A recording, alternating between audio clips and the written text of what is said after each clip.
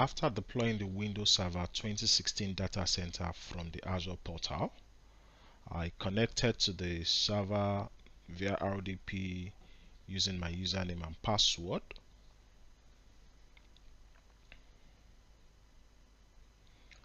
Once the server fully booted,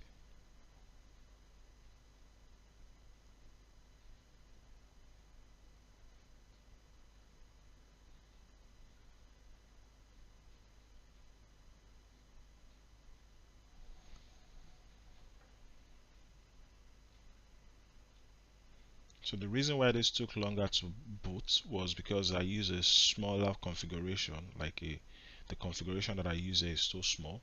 So I tried to launch the server manager to enable the Hyper-V role.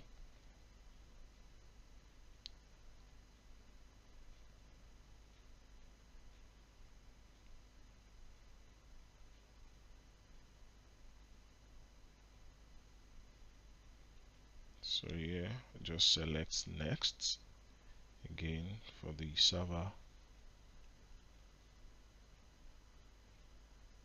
So from here now is where I want to pick the Hyper-V. So I selected the Hyper-V role and I click add features.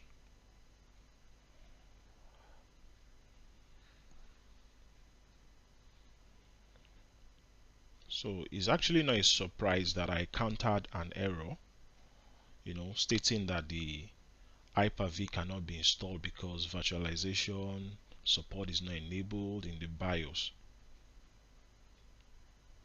So I figured that okay, I need to fix this, because if I have an existing virtual machine, what will I do in this sense? So to troubleshoot, I open a PowerShell on the server. I run the command, so the PowerShell must be at the elevated PowerShell. That means I run it. You can run it as an administrator. You can even run it normally. So it depends on you. It's your choice. And I run the command bcd edit space slash enumerate. So that's enum. This is to check the hypervisor launch type option on the VM, which I discovered that the hypervisor parameter wasn't listed. So I then try to,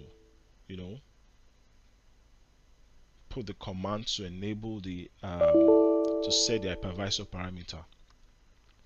So I set the hypervisor launch type option to auto and restarted the machine.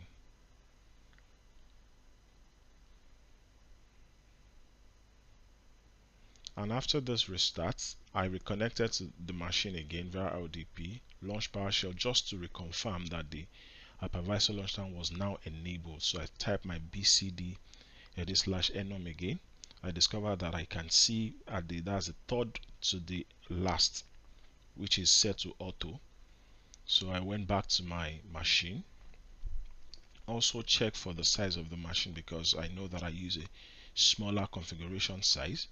So I tried to change it to the compatible size, because that was part of what it complained in the error that we faced earlier.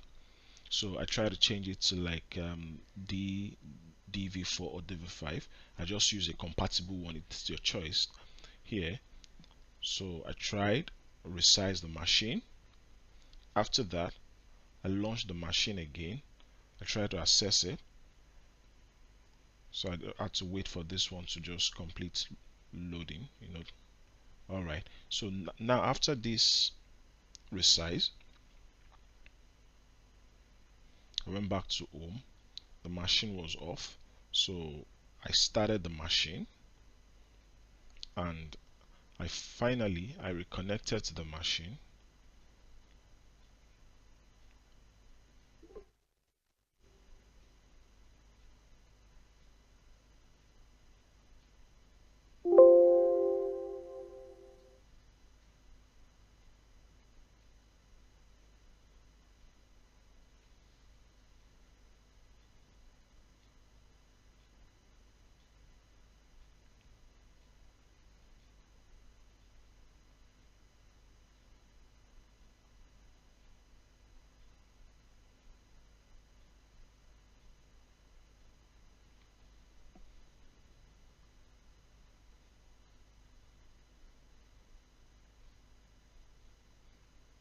So after reconnecting to the machine,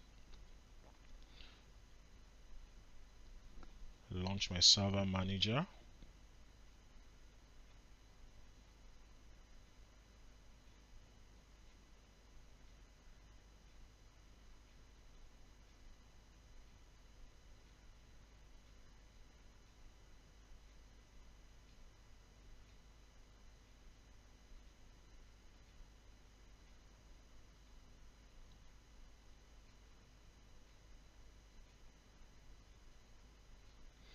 So because this one will take time, I waited for it to load fully.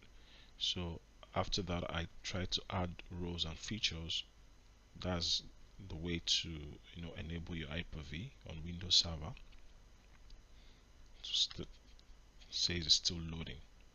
So I waited, then I tried to now enable from the add row. Then I clicked the Hyper-V, add features.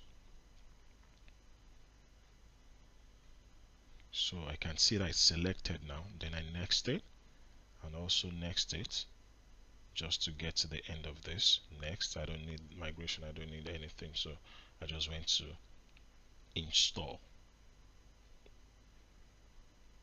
And that is a way to if you're facing that kind of challenge, that's a way to help yourself. I hope this video helps someone today in your cloud journey. Thank you.